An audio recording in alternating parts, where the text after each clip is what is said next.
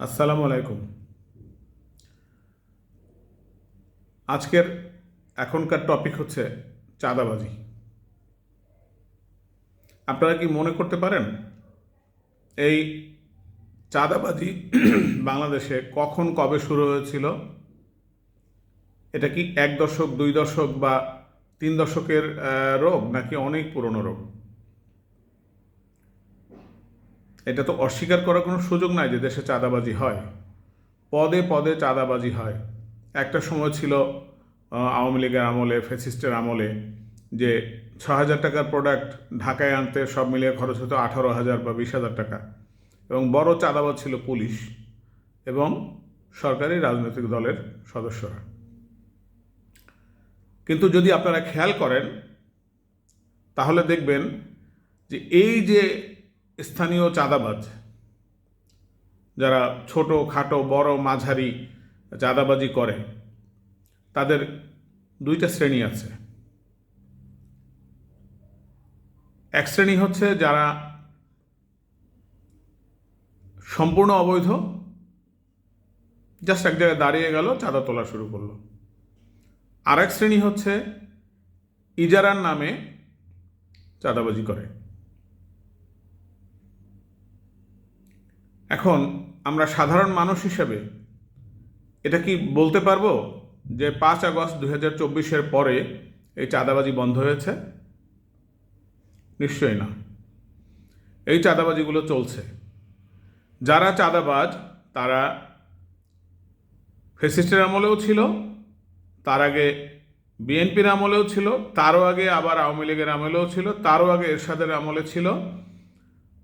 So চাঁদাবাজরা স্থির, শুধু তাদের পরিচয়টা পরিবর্তনশীল। সো সরকার পরিবর্তনের সাথে সাথে এদেশে একটা গ্রুপই আছে, তারা বলে পিজিপি, প্রেজেন্ট গভর্নমেন্ট পার্টি।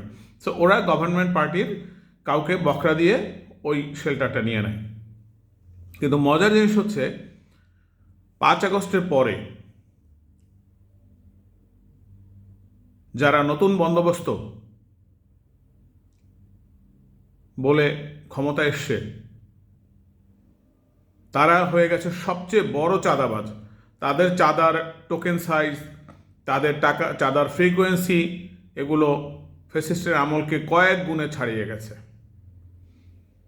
এরা হলো সিজনাল চাঁদাবাজ, ইভেন্ট বেস চাঁদাবাজ। আর একটা গ্রুপ তৈরি হয়েছে যারা ডিসি অফিস থেকে প্রশাসনকে প্রভাব খাটিয়ে ইজারা নিয়েছে, কিন্তু ইজারা নিয়ে তারা চাঁদা তোলার জন্য নিজেরা সামনে আসে নাই। আগে যারা চাঁদা তুলতো তাদেরকে সামনে ফেলেছে এবং তাদেরকে জিজ্ঞেস করলে তারা বলে বিএনপি করে। কিন্তু আমি কসম করে বলছি, আপনারা খুঁজে দেখেন, এরা কেউ বিএনপি করে না।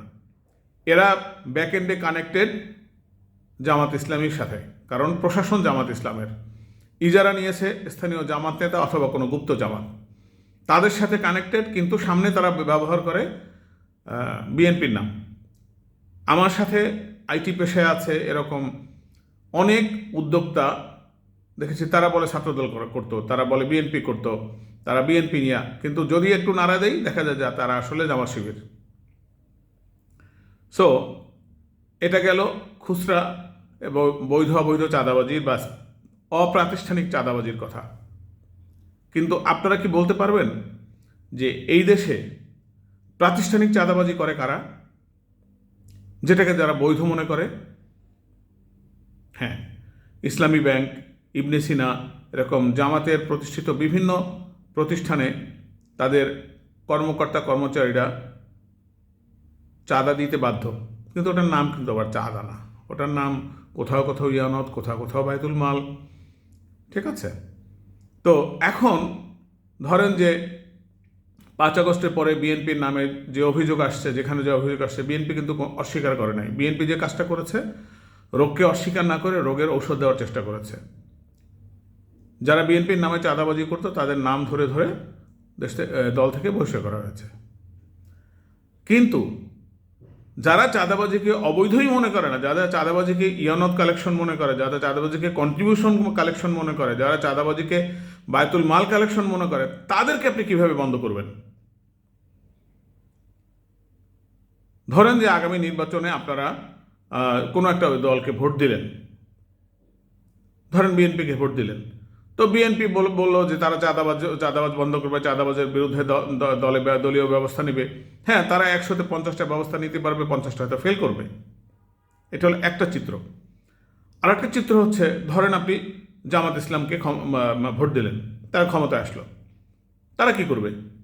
তারা এইসব রাস্তার খুচরা চাঁদাবাজিকে তারা সিস্টেমেটিক ইয়াতে নিয়ে আসবে, বলবে ফাইন, তোমরা রাস্তায় বসতে পারবা, এত টাকা করে জুলাই ফান্ডে দিবা, তোমরা রাস্তায় বসতে অবৈধ রিক্সা নিয়ে রাস্তায় বেরোতে পারবা, এটা দিবা, তোমরা মালামাল ক্যারি করতে পারো, পথে পথে জুলাই ফান্ডে চাঁদা দিতে হবে।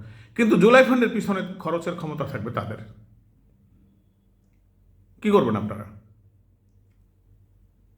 তাদের প্রতিষ্ঠানের কর্মচারীরা যদি এখন বায়তুল মাল ইয়ানত নামে চাঁদা দিতে বাধ্য হয়, তাহলে আর সেটা দিতে অস্বীকার করলে কি হয়? তো আপনারা জানেন, কয়েকদিন আগে কয়েক হাজার কর্মকর্তাকে বের করে দিয়েছে শুধু এই যে বায়তুল মালের চাঁদা না দেওয়ার জন্য।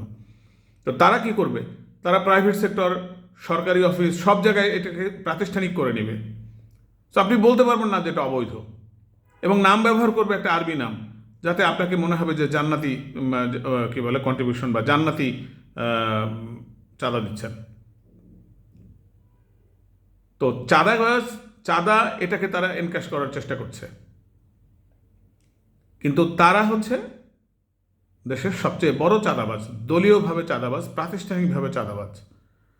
সো আপনি এখন চোরকে ঠেকাইতে গিয়ে যদি ডাকাতের কবলে পড়েন, সেটা আপনার বিবেচ্য বিষয়।